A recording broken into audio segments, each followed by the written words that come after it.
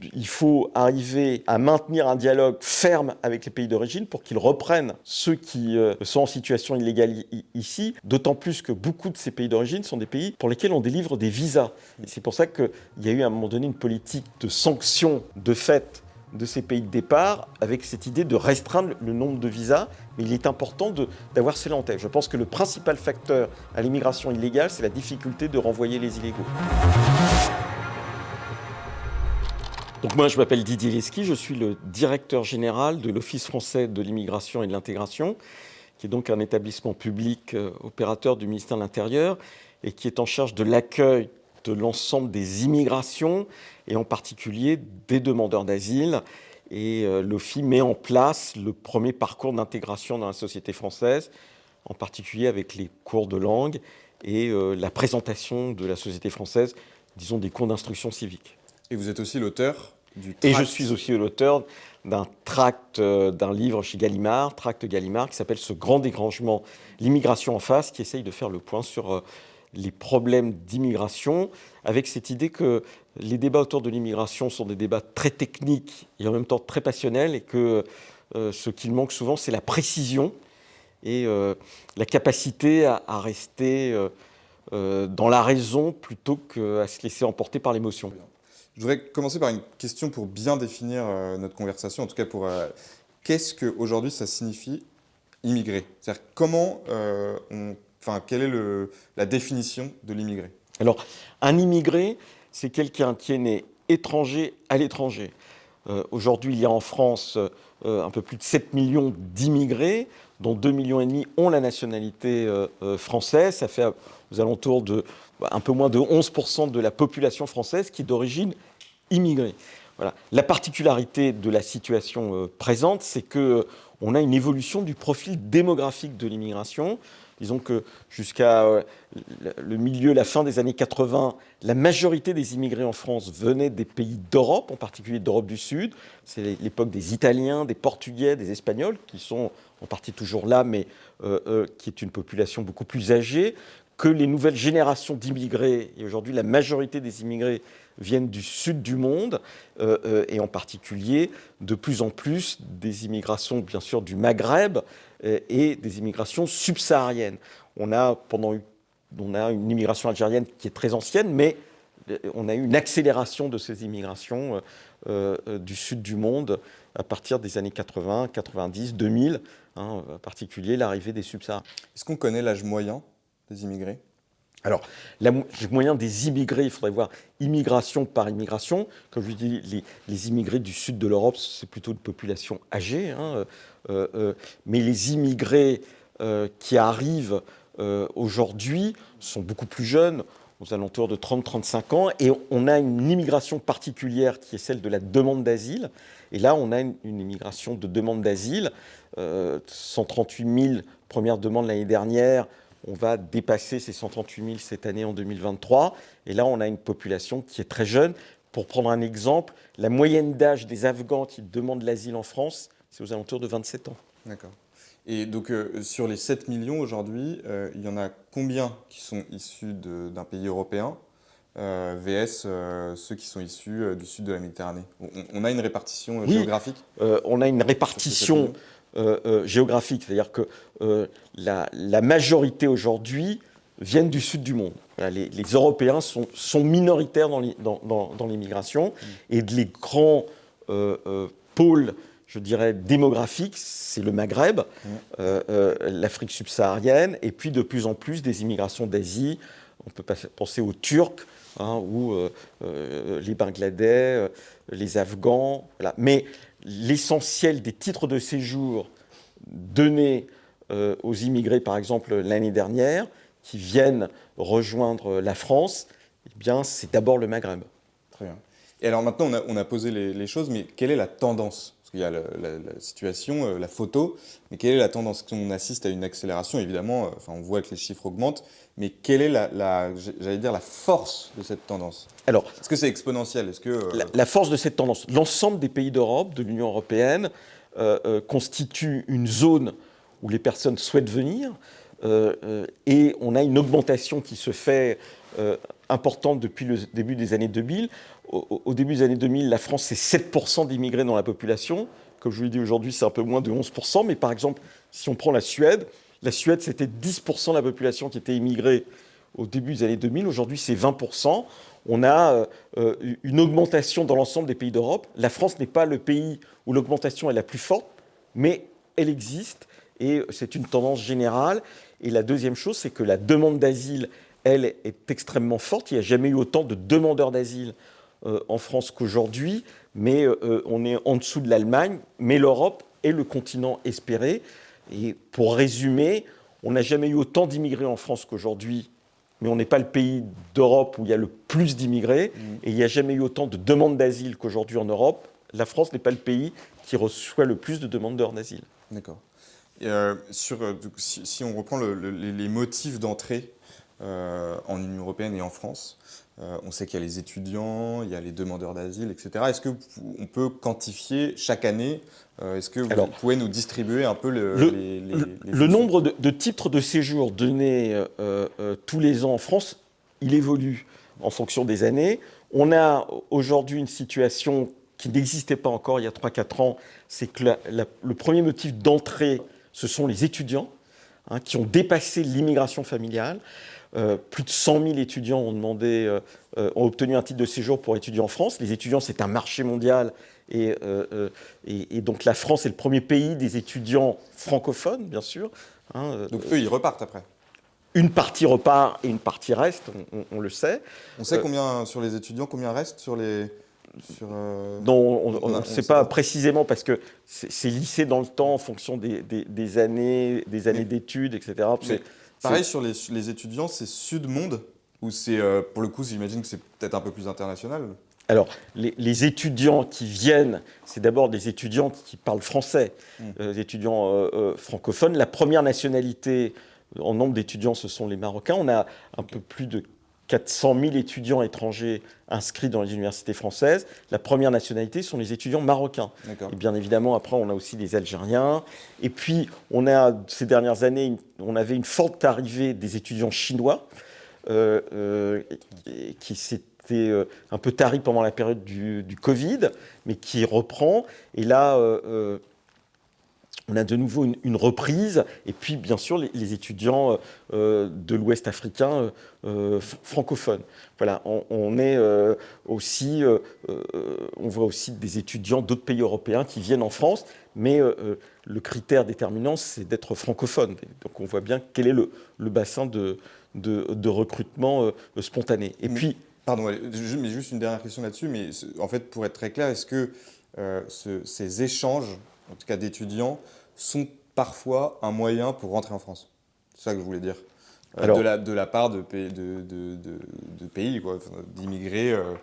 Alors, il est très net qu'une partie de ceux qui arrivent ici pour faire leurs études, eh bien, une fois une qualification acquise, peuvent considérer que la vie ici sera meilleure et ils auront de meilleurs salaires en fonction du niveau de qualification acquis que dans les pays de départ. C'est pour ça que, bien évidemment, on a plus d'étudiants chinois qui repartent que d'étudiants algériens qui repartent. Mais c'est lié aux conditions économiques, parce que la Chine est un pays en expansion avec des possibilités qui sont offertes, en particulier à l'import-export, et ce n'est pas le cas exactement des pays du Maghreb, par exemple, même si on peut avoir des retours. On peut penser par exemple à des étudiants marocains. Beaucoup d'étudiants marocains viennent dans des grandes écoles parce qu'ils ont été scolarisés dans un enseignement secondaire français qui est d'excellente qualité dans ces pays, et puis après qui peuvent retourner pour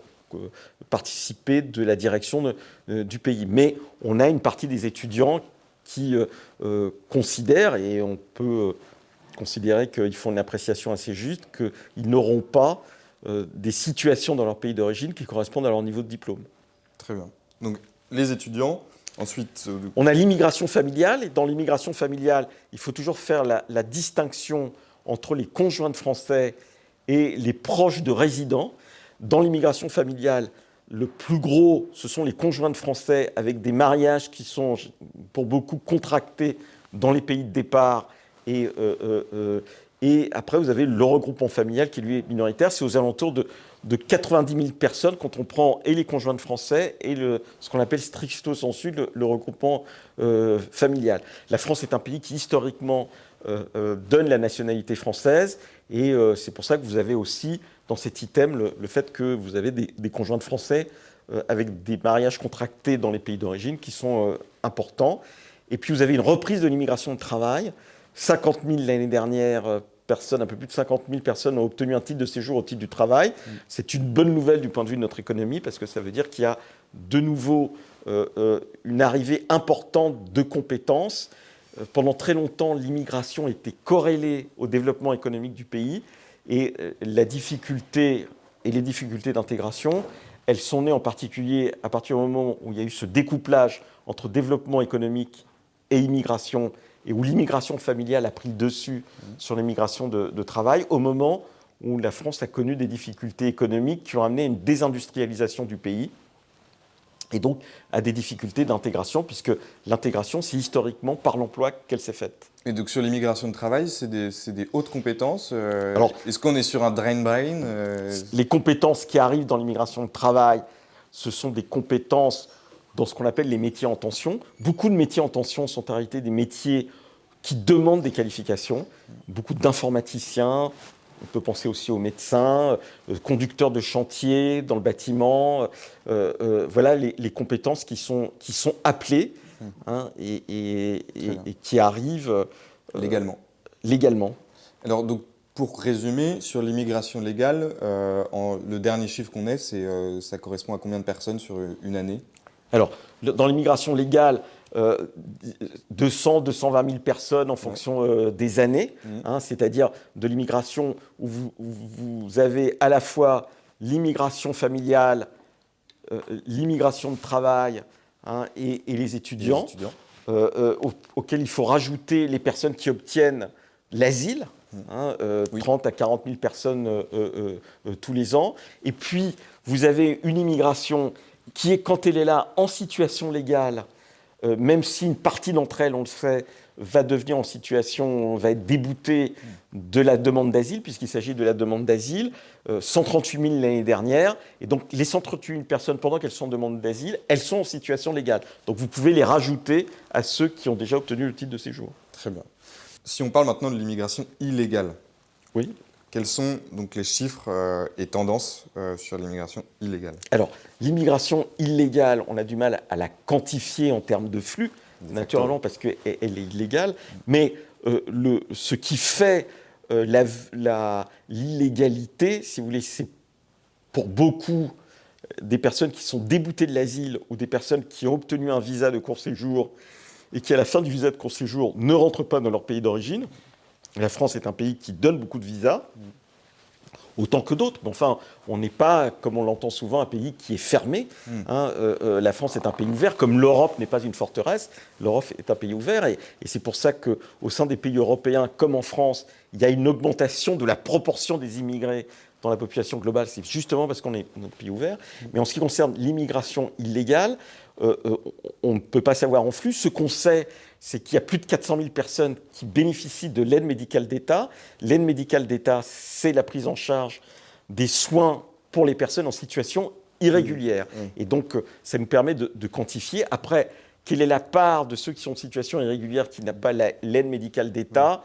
On a du mal à le voir. Donc, on a une discussion sur les chiffres du nombre d'irréguliers, disons entre 500 000 et 700 000, en fonction des appréciations. Alors ça, c'est sur pareil, comme la photo, c'est-à-dire qu'il y a combien de rentrées on sait que là, vous me dites sur une année, il y a 500 000 entrées sur une année? Non, l'aide médicale d'État, le mot n'est pas adapté parce qu'il s'agit de personnes humaines, mais disons, c'est le nombre des personnes actuellement en France qui se sont fait soigner. Voilà, ce n'est pas un flux, si vous voulez, c'est un stock. Voilà, voilà.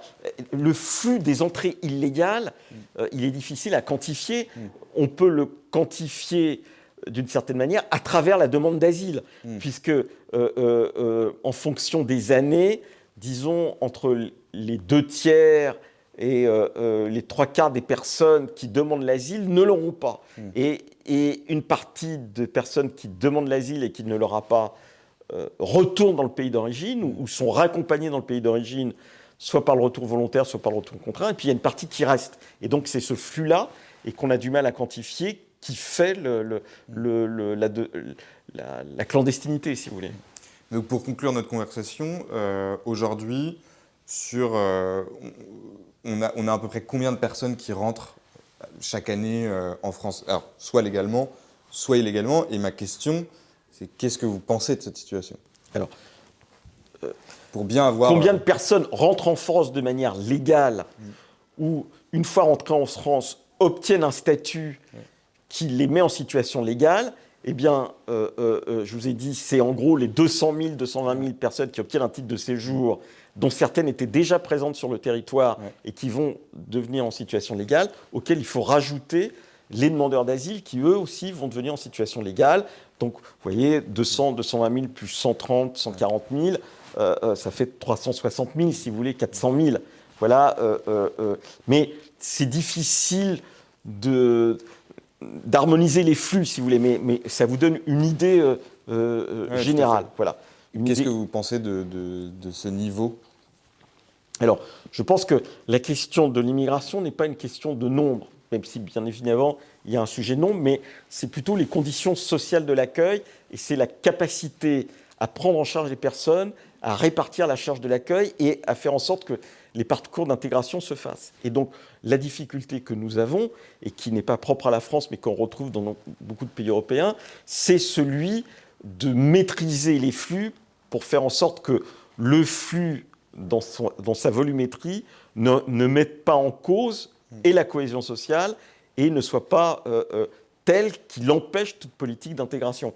Et donc, c'est ça qui est à mesurer. Et c'est pour ça que je crois qu'au-delà de la question du nombre, vraiment, ce qui se joue, c'est les conditions sociales de l'accueil. Il est très clair que nous avons une partie de l'immigration qui est peu ou pas qualifiée, alors que nous avons perdu beaucoup d'emplois peu ou pas qualifiés et qui étaient des emplois qui permettaient aux personnes de s'intégrer. Nous avons une difficulté dans le logement qui touche l'ensemble des populations et qui touche particulièrement les derniers arrivants. Et donc, nous avons des conditions sociales difficiles et c'est ce qui fait que nous avons des tensions autour des débats autour de l'immigration. Et sur le projet de loi du gouvernement, on parle beaucoup de la régularisation des métiers en tension.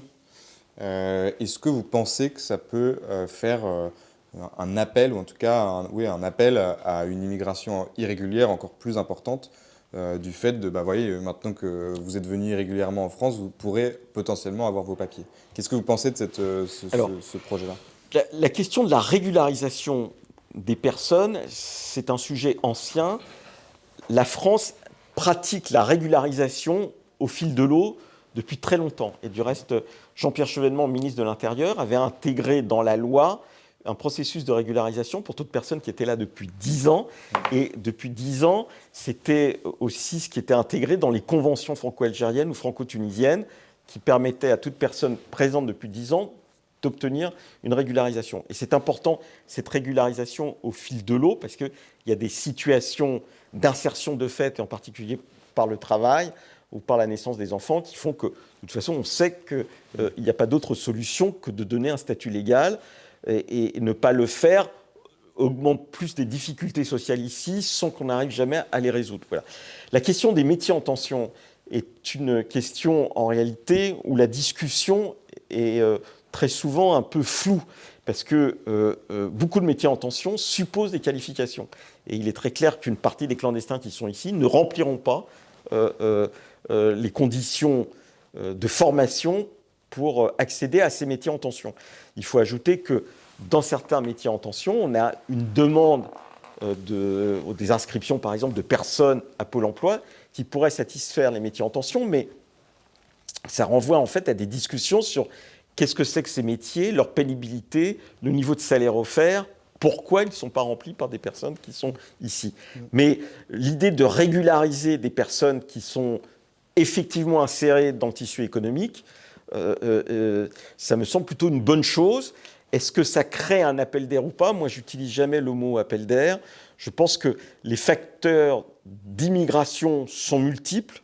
Il n'est pas certain que dans notre situation économique présente, vu ce que sont les métiers aujourd'hui en tension pris globalement, eh bien, il y ait une poussée migratoire de personnes qui veulent absolument remplir ces métiers en tension dès lors qu'on a une vision très claire de ces métiers. C'est pas tellement sur les métiers en tension en soi, mais je pense qu'effectivement, le fait de savoir que des vagues d'immigration irrégulière ont été régularisées pour n'importe quel type de raison, soit métier en tension ou non, est une information qui peut avoir tendance comment dire, à inciter à l'émigration de populations sud-monde. Je pense que ce qui peut faire donner le sentiment à des personnes qu'elles ont intérêt à immigrer en France de manière illégale, c'est la difficulté à les renvoyer dans le pays de départ. Voilà, je pense que c'est ça le véritable facteur, s'il y a un facteur d'appel. C'est pour ça que l'idée de simplifier les procédures administratives pour le renvoi, tel que c'est inscrit dans le projet de loi, me semble important. Et c'est ça l'enjeu. Voilà, ce n'est pas simplement un enjeu pour la France, c'est un enjeu pour l'ensemble des pays européens. Et cet enjeu, il se joue aussi dans le rapport avec les pays d'origine. Et c'est pour ça qu'il faut arriver à maintenir un dialogue ferme avec les pays d'origine pour qu'ils reprennent ceux qui sont en situation illégale ici, d'autant plus que beaucoup de ces pays d'origine sont des pays pour lesquels on délivre des visas. Et c'est pour ça qu'il y a eu à un moment donné une politique de sanction de fait de ces pays de départ, avec cette idée de restreindre le nombre de visas, mais il est important d'avoir cela en tête. Je pense que le principal facteur à l'immigration illégale, c'est la difficulté de renvoyer les illégaux. Et justement, sur ce sujet-là, Éric Ciotti a relancé l'idée de l'Union pour la Méditerranée, en proposant de partir avec, au début, des pays bien concentrés. Est-ce que vous pensez que c'est une bonne idée sur plusieurs sujets de discussion, l'énergie, l'agriculture, etc., pour permettre d'avoir aussi un dialogue sur l'immigration? Que pensez-vous de cette idée? Bien sûr, je pense que l'idée d'une meilleure collaboration entre les deux rives de la Méditerranée est une idée ancienne, qu'il faut la réactiver, et donc ça suppose un dialogue avec les dirigeants des pays d'origine. On s'y est beaucoup essayé, il y a des pays avec lesquels ça marche, d'autres pays avec lesquels ça marche beaucoup moins, mais ça suppose un dialogue franc avec les dirigeants de ces pays. Et c'est ce qu'il faut continuer à faire, et on est avec certains pays dans une discussion difficile, parce que dans ce dialogue franc, il y a souvent le sentiment qu'ils demandent plus qu'ils n'offrent en retour. Voilà. Et c'est pour ça qu'il faut avoir une diplomatie et des autorités politiques qui soient clairement conscientes de la nécessité du niveau d'exigence, quoi. de ce rapport franc. Et puis se rajoutent des situations qui sont pour nous difficiles sur le plan politique et symbolique, pas simplement pour nous, mais pour les pays de départ. Il ne faut pas, par exemple, oublier que la Tunisie est le pays qui a donné l'impulsion de ce qu'on a appelé les printemps arabes, et que ce qui se passe actuellement en Tunisie, c'est un peu l'inversion des printemps arabes. Et il ne faut pas oublier que pendant plusieurs années, la première nationalité qui a traversé la Méditerranée vers l'Italie, c'était des Tunisiens, et qu'une partie de ces Tunisiens vient en France. Comme les deux premières nationalités qui traversent la Méditerranée du côté de l'Espagne, ce sont les Marocains et les Algériens. Et là, c'est directement à mettre en rapport avec ce que sont ces pays, la manière dont ils pensent leur développement. C'est pour ça que dans le dialogue euro-méditerranéen, eh bien, ce qui est en jeu, c'est de dire très clairement, eh bien, on ne peut pas, nous, faire les efforts industriels que nous avons faits. Par exemple, fermer les industries automobiles en Seine-Saint-Denis, puisque j'ai été préfet en Seine-Saint-Denis, les ouvrir en Algérie et au Maroc, ce qui est un plus pour le développement de ces pays, et en même temps que ces pays n'acceptent pas de reprendre des ressortissants de leur pays, alors que dans le même temps, eh bien, on va délivrer 140 000 l'année dernière visas pour les Marocains, 130 000 pour les Algériens, etc.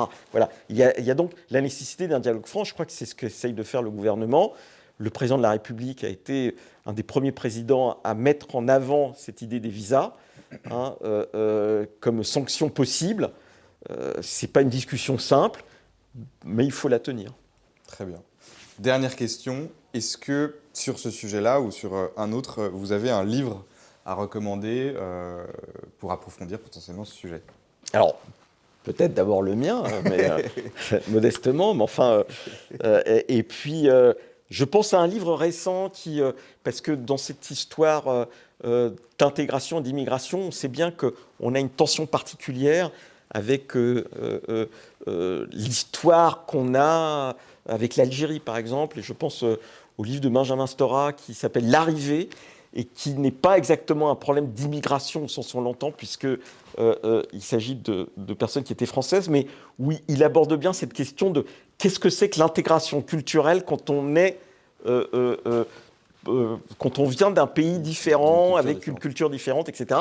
Même si comparaison n'est pas raison, mais il y a là quelque chose d'instructif de savoir exactement qu'est-ce que c'est que l'arrachement d'un pays et qu'est-ce que c'est que essayer de s'y intégrer, bien évidemment dans une situation qui est plus favorable que d'autres, même si elle a été très difficile, et il ne faut pas l'oublier. Merci beaucoup d'avoir répondu à nos questions. Merci à vous.